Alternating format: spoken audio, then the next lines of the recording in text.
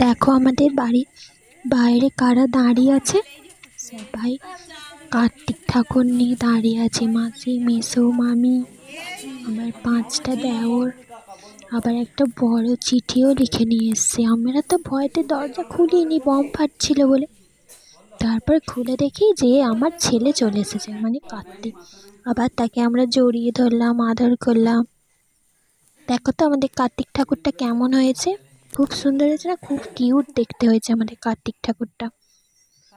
একবারে দেখে মনে হয় না সত্যিকারের ছেলে।